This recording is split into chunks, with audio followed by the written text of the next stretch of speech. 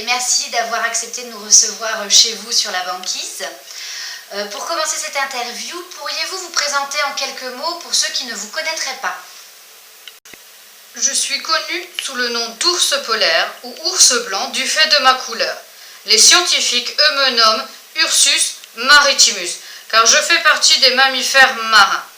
Nous, les ours polaires, sommes de gros animaux, pouvant peser entre 300 et 500 kg, voire plus. Nous vivons en Arctique, du côté nord du pôle, essentiellement au Canada, en Alaska, en Russie, en Norvège et au Danemark. Nous sommes généralement solitaires. En tant que carnivores, nous nous situons au sommet des chaînes alimentaires de l'Arctique. Notre casse-croûte favori est le phoque annelé. Nous le chassons immobile, à l'affût, près des trous dans la glace où les phoques viennent respirer. Nous pouvons avoir un ou plusieurs petits, souvent des jumeaux.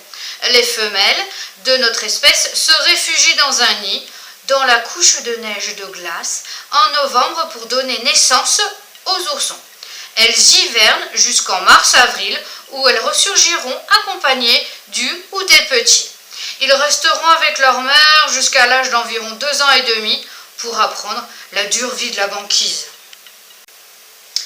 Vous avez l'air costaud, et pourtant on vous dit grande victime du réchauffement climatique. Vous pouvez nous en dire plus? À cause des changements climatiques, la banquise dont nous dépendons diminue petit à petit. Perdre cette glace a beaucoup de conséquences. Un accès plus difficile à notre nourriture principale, les phoques. Nous profitons habituellement, comme je vous l'ai dit, des trous dans la glace pour les attraper lorsqu'ils remontent respirer.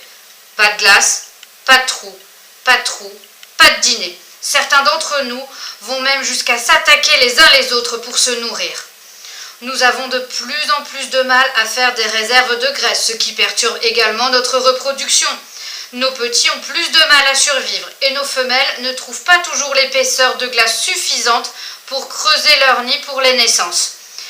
Malheureusement, les cas de noyade, car la banquise est plus fragile, ont commencé à apparaître. La disparition de cette banquise, due au réchauffement climatique, est reconnue comme étant notre plus grande menace. Aujourd'hui, il ne resterait que 20 à 25 000 ours polaires et les groupes continuent à diminuer pour la plupart. Une terrible nouvelle, ce qui signifie que votre espèce pourrait disparaître d'ici peu si personne ne fait rien. Effectivement, mais je ne suis pas le seul à être en danger aujourd'hui. D'autres espèces sont menacées. Mes voisins, le loup arctique, le bœuf musqué ou la belle chouette harfang, et aussi des voisins plus lointains comme le manchot empereur ou encore le léopard des mers au pôle sud. Et nous sommes tous très inquiets pour notre avenir.